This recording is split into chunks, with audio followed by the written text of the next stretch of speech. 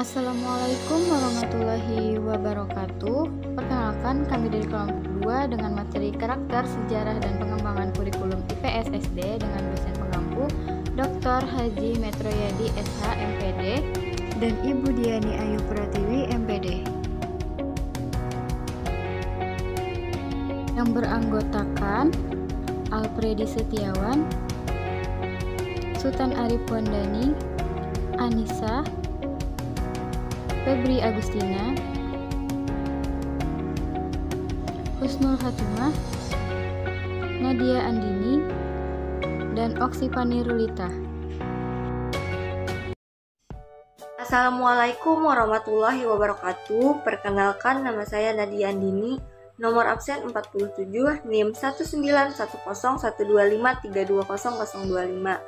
Sebelum itu, ilmu pengetahuan sosial atau IPS di Indonesia sendiri masuk pada 1975, di mana pada sistem itu kurikulum berbasis ilmu sosial menganut pada situasi politik pada masa lampau. Kemudian, pendidikan IPS sendiri merupakan gabungan ilmu-ilmu sosial yang terintegrasi atau terpadu. Maksudnya terpadu ialah materi atau bahan IPS diambil dari ilmu-ilmu sosial yang dipadukan dan tidak terpisahkan dalam kotak disiplin ilmu. Karakteristik IPS di SD sendiri terbagi beberapa macam, diantaranya IPS merupakan gabungan dari unsur-unsur geografi, sejarah, ekonomi, hukum dan politik, kewarganegaraan, sosiologi, bahkan juga bidang humaniora, pendidikan dan agama. Kemudian kompetensi dasar IPS berasal dari struktur keilmuan geografi, sejarah, ekonomi dan sosiologi yang dikemas menjadi sedemikian rupa sehingga menjadi materi atau topik yang akan dibahas. Kemudian kompetensi dasar IPS juga menyangkut berbagai masalah yang dirumuskan dengan pendekatan interdisipliner dan multidisipliner. Kemudian ada kompetensi dasar yang menyangkut peristiwa dan perubahan kehidupan masyarakat dengan prinsip sebab akibat, kewilayahan, adaptasi dan pengolahan lingkungan, serta struktur proses dan masalah sosial dengan upaya-upaya perjuangan hidup agar survive seperti pemenuhan kebutuhan, kekuasaan, dan keadilan, dan jaminan keamanan. Kemudian yang terakhir ada kompetensi dasar IPS menggunakan 3 dimensi, di mana mengkaji pemahaman fenomena sosial dalam kehidupan manusia secara keseluruhan. Karakteristik IPS di SD sendiri bersifat 3, di mana diantaranya ada expanding of community approach, di mana pendekatan kemasyarakatan yang melebar dan meluas. Pendekatan ini bermisal kepada keluarga, kemudian masyarakat, petani, masyarakat desa, masyarakat perkotaan, dan masyarakat lainnya yang lebih luas dan jauh. Kemudian ada expanding environment approach, di mana pendekatan lingkungan yang meluas. Misalnya diawali dengan lingkungan kekeluarga atau kampung. Selanjutnya melebar dan meluas, yaitu sekolah, desa, kecamatan, kabupaten, provinsi, negara, dan seterusnya. Expanding, kemudian ada expanding thematical approach, di mana pendekatan tema yang meluas dan mendalam. Tema ini dimulai dari pendekatan hingga ke tema yang lebih luas. Kemudian ada karakteristik dilihat dari materi dan strategi penyampaiannya yang akan disampaikan oleh teman saya.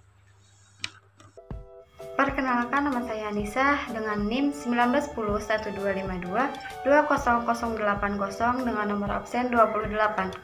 Di sini saya akan menjelaskan tentang karakteristik IPS dilihat dari materi dan strategi penyampaiannya. Yang pertama ada materi IPS. Mempelajari IPS pada hakikatnya adalah menelaah interaksi antara individu dan masyarakat dengan lingkungan, atau biasa disebut dengan fisik dan sosial budaya. Materi IPS digali dari segala aspek kehidupan praktis sehari-hari di masyarakat. Oleh karena itu, pengajaran IPS yang melupakan masyarakat sebagai sumber dan objek merupakan suatu bidang ilmu yang tidak berpijak pada kenyataan. Menurut Mulyono Djokro Dikaryo pada tahun 1986. Ada 5 macam sumber materi IPS. Antara lain yang pertama, ada segala sesuatu atau apa saja yang ada dan terjadi di sekitar anak sejak dari keluarga, sekolah, desa, kecamatan, sampai lingkungan yang luas negara dan dunia dengan berbagai permasalahannya. Kemudian yang kedua ada kegiatan manusia, misalnya mata pencaharian, pendidikan, keagamaan, produksi, komunikasi, dan transportasi. Nah, itu merupakan kegiatan manusia yang terjadi di lingkungan masyarakat. Kemudian yang ketiga ada lingkungan geografi dan budaya, meliputi segala aspek geografi dan antropologi yang terdapat sejak dari lingkungan anak yang terdekat sampai yang terjauh. Kemudian yang keempat ada kehidupan masa lampau, perkembangan kehidupan manusia, sejarah yang dimulai dari sejarah lingkungan terdekat sampai yang terjauh, tentang tokoh-tokoh dan kejadian-kejadian yang besar. Kemudian yang terakhir, yang kelima, anak sebagai sumber materi meliputi berbagai segi, dari makanan, pakaian, permainan, dan keluarga. Kemudian selanjutnya ada strategi penyampaian pengajaran IPS. Strategi penyampaian pengajaran IPS sebagian besar adalah didasarkan pada suatu tradisi, yaitu materi disusun dalam urutan anak atau diri sendiri, kemudian keluarga, masyarakat atau tetangga, kota, region, negara, dan dunia.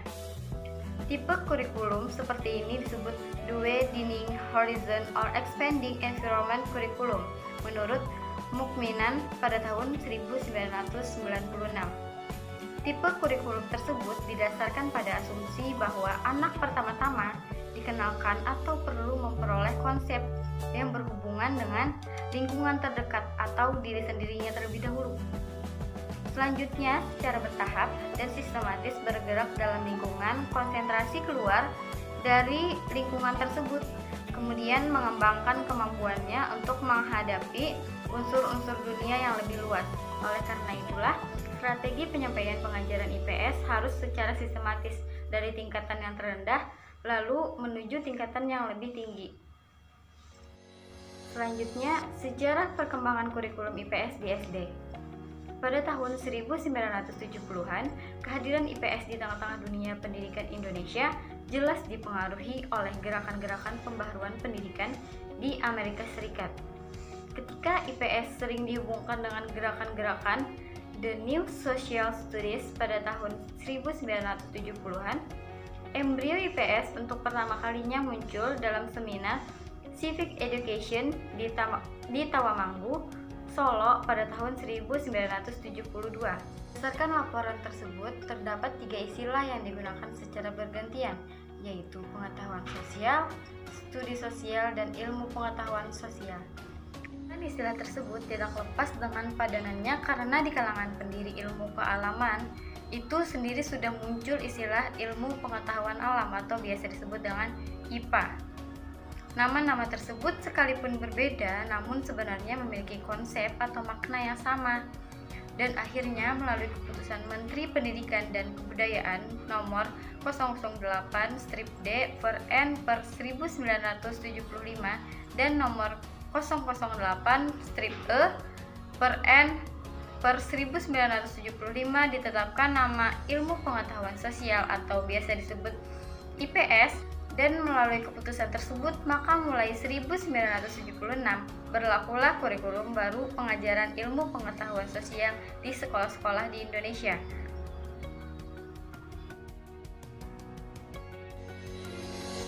Perkenalkan, nama saya Husnul Hatimah, NIM 191012522020, menjelaskan tentang perkembangan kurikulum EPS di SD.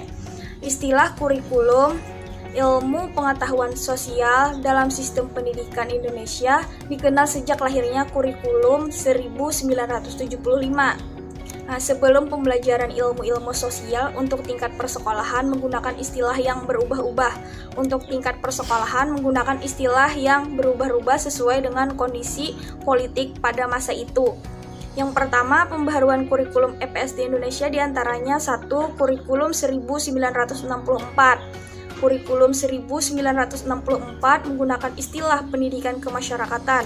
Ada dua kelompok mata pelajaran, ialah kelompok dasar yang terdiri atas sejarah Indonesia, bahasa Indonesia, civic, dan kelompok cipta yang terdiri atas sejarah dunia dan geografi dunia.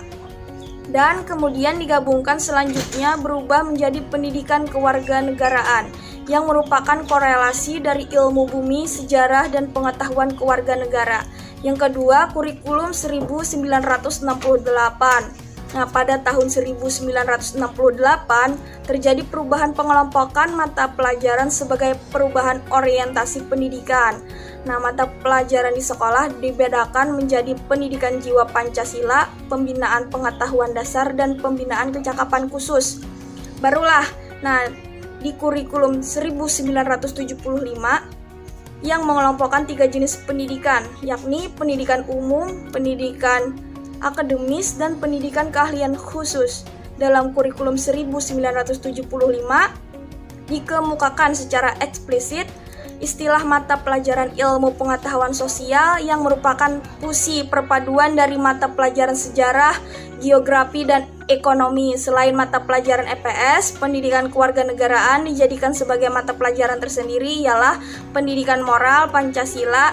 Dalam kurikulum 1975, EPS termasuk kelompok pendidikan akademis, sedangkan PMP termasuk kelompok pendidikan umum. Namun, EPS sebagai pendidikan akademis mempunyai misi menyampaikan nilai-nilai berdasarkan filsafat Pancasila dan Undang-Undang Dasar 1945. Nah, dengan demikian, mata pelajaran EPS pun berfungsi dan mendukung tercapainya tujuan PMP. Yang keempat, kurikulum 1984. Menjelang adanya perbaikan kurikulum 1975, tahun 1980 muncul bidang studi PSB. Gagasan dari Mendikbud, mata pelajaran ini hampir sejenis dengan EPS, sejarah, dan PMP. Upaya perbaikan kurikulum EPS 1975 baru terwujud pada tahun 1984.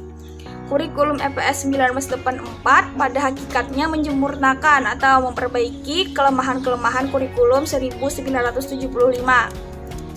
Yang kelima, kurikulum 1994. Pada tahun 1994 terjadi lagi perubahan kurikulum EPS. Nah, menurut kurikulum 1994, program pengajaran EPS di SD terdiri dari EPS terpadu dan sejarah nasional. Nah, EPS terpadu adalah pengetahuan yang bersumber dari geografi, ekonomi, sosiologi, antropologi, dan ilmu politik yang mengupas tentang berbagai kenyataan dan gejala dalam kehidupan sehari-hari. Sedangkan sejarah nasional adalah pengetahuan mengenai proses perkembangan masyarakat Indonesia dari masa lampau sampai masa kini.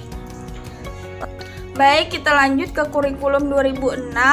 Kurikulum 2006 lahir sebagai penyempurnaan KBK yang dikenal dengan kurikulum tingkat satuan pendidikan atau yang biasa kita sebut KTSP. Nah, mata pelajaran EPS pada kurikulum ini di kelas 1 sampai 3 tidak berdiri sendiri, tetapi dalam bentuk tematik, sehingga EPS sebagai mata pelajaran sendiri baru diberikan dari kelas 4 sampai kelas 6 sebanyak 3 jam pembelajaran. Terus kita lanjut ke kurikulum 2013. Kurikulum ini sebagai pengganti kurikulum KTSP. Nah, kurikulum 2013 memiliki 3 aspek penilaian, yaitu aspek pengetahuan, aspek keterampilan, dan aspek sikap dan perilaku. Nah, di dalam kurikulum 2013, terutama di dalam materi pembelajaran, terdapat materi yang dirampingkan dan materi yang ditambahkan. Materi yang dirampingkan terlihat pada materi bahasa Indonesia, EPS, PPKN, dan sebagainya, sedangkan materi yang ditambahkan adalah materi matematika. Nah, rancangan kurikulum 2013 sangat jauh berbeda dengan kurikulum sebelumnya. Ditinjau dari kurikulum sebelumnya, yaitu kurikulum KTSP. Di SD terdapat 10 mata pelajaran, namun pada rancangan kurikulum 2013, mata pelajaran SD dikurangi menjadi 6 mata pelajaran. Pada kurikulum 2013, EPS tidak terdaftar sebagai mata pelajaran. Nah, EPS di SD bukan dihilangkan atau dihapus, namun EPS diintegrasikan dengan mata pelajaran yang lain seperti Bahasa Indonesia dan Pendidikan Pancasila dan Kewarganegaraan. Yang diajarkan secara terpadu dengan tema yang dibahas, inilah yang dimaksud dengan tematik integratif. Ya, di sini saya akan memperkenalkan diri saya, Sultan Arif Wandani, nomor absen 38. Selanjutnya, C. Tujuan IPS berdasarkan KTSP dan kurikulum 2013. Pendidikan IPS mencoba untuk menghasilkan warga negara yang reflektif, mampu atau terampil dan peduli. Reflektif artinya adalah dapat berpikir kritis dan mampu memecahkan masalah berdasarkan sudut pandangnya dan berdasarkan nilai dan moral yang dibentuk oleh dirinya serta lingkungannya. Terampil dapat diartikan mampu mengambil keputusan dalam memecahkan masalah. Peduli adalah mampu atau peka terhadap kehidupan sosial dan melaksanakan hak serta kewajibannya di masyarakat. Dalam pasal 1 ayat 1 Undang-Undang tentang Sistem Pendidikan Nasional memberikan definisi pendidikan adalah usaha sadar dan terencana untuk mewujudkan suasana belajar dan proses pembelajaran agar siswa secara aktif mengembangkan potensi dirinya untuk memiliki kekuatan spiritual keagamaan, pengendalian diri, kepribadian, kecerdasan, akhlak mulia, serta keterampilan yang diperlukan dirinya dalam masyarakat, bangsa, dan negara. Selanjutnya, tujuan IPS berdasarkan KTSP dan kurikulum 2013. Yang pertama, tujuan IPS di SD berdasarkan KTSP, khususnya pembelajaran IPS pada jenjang SD sebagaimana tercantum dalam kurikulum IPS SD pada tahun 2006 adalah agar peserta didik mampu mengembangkan pengetahuan dan keterampilan dasar yang berguna bagi dirinya dalam kehidupannya sehari-hari. Dan yang kedua, tujuan IPS di SD berdasarkan kurikulum 2013. Tujuan utama dari pembelajaran IPS adalah untuk membina peserta didik menjadi warga negara yang mampu mengambil keputusan secara demokratis dan rasional yang dapat diterima oleh semua golongan yang ada di dalam masyarakat. Selanjutnya akan dilanjutkan oleh rekan saya. Perkenalkan, nama saya Febri Agustina, nomor absen 49. Di sini saya akan menjelaskan tentang konsep pendidikan global dalam IPS untuk mempersiapkan generasi emas di Indonesia di abad 21. Menurut Sepria 2017, bahwa pendidikan global merupakan upaya untuk menanamkan suatu pandangan tentang dunia kepada para siswa yang memfokuskan bahwa terdapat saling keterkaitan antar budaya umat manusia kondisi planet bumi. Pada umumnya, tujuan setiap pendidikan sama, yaitu mendorong siswa berpikir kritis. Namun dalam pendidikan global, fokus substansinya berasal dari hal-hal yang mendunia bercirikan pluralisme, interdependensi, dan perubahan. Pendidikan global merupakan suatu cara atau jalan untuk menyampaikan kepada peserta didik bahwa di dunia ini memiliki banyak perbedaan-perbedaan yang saling ketergantungan satu sama lain yang tidak dapat dipisahkan antara satu sama lain. Dari beberapa ulasan-ulasan di atas dapat diambil kesimpulan, yaitu bahwa pendidikan global ialah jalan yang ditempuh untuk menanamkan pandangan tentang dunia yang memiliki banyak perbedaan yang saling ketergantungan satu sama lain yang tidak dapat dipisahkan. Sekian, terima kasih. Perkenalkan, nama saya Oksifani Rulita, nomor absen 2, NIM 191012512005. D. Konsep pendidikan globalisasi dalam IPS untuk mempersiapkan generasi emas Indonesia di abad ke-21. Globalisasi menjadi hal yang sudah pasti tidak bisa setiap orang hindari. Kemajuannya begitu cepat, terutama dalam segi majunya perkembangan teknologi. Setiap individu harus memiliki kemampuan untuk mempersiapkan diri, terutama dalam menghadapi pengaruh negatif dari globalisasi. Ketika globalisasi bisa dimanfaatkan dengan baik dan bijaksana, maka hal yang akan membuat kemajuan yang positif, terutama dalam bidang pendidikan. Tantangan dalam dunia pendidikan semakin ke depan semakin luas, terutama saat era globalisasi saat ini, di mana serba teknologi yang berkembang dengan cepat. Hal ini menimbulkan kemudahan terutama dalam hal informasi. Ketika pembelajaran tidak dapat menyesuaikan diri dengan globalisasi, maka justru dampak negatif yang akan diterima. Pembelajaran yang monoton tanpa memanfaatkan peran teknologi di dalamnya merupakan ciri dari kurang mampunya pendidikan terutama dalam hal pengetahuan, serta masih terbatasnya fasilitas pendukung di dalam kegiatan pembelajaran.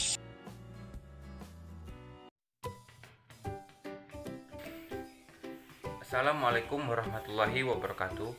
Perkenalkan, nama saya Alfred Setiawan dengan NIM 1910-1253-190. Di sini saya akan menyampaikan kesimpulan presentasi hari ini. Pendidikan ilmu pengetahuan sosial merupakan gabungan ilmu-ilmu sosial yang terintegrasi ataupun terpadu. Sedangkan pengertian terpadu adalah bahan atau materi IPS yang diambil dari ilmu-ilmu sosial yang dipadukan dan tidak terpisah-pisah dalam konteks disiplin ilmu. Sedangkan menurut istilah ilmu pengetahuan sosial dalam sistem pendidikan di Indonesia baru dikenal sejak lahirnya kurikulum pada tahun 1975. Sebelumnya pembelajaran ilmu-ilmu sosial untuk tingkat persekolahan menggunakan istilah yang berubah-ubah tergantung kondisi politik pada masa tersebut. Sekian, terima kasih.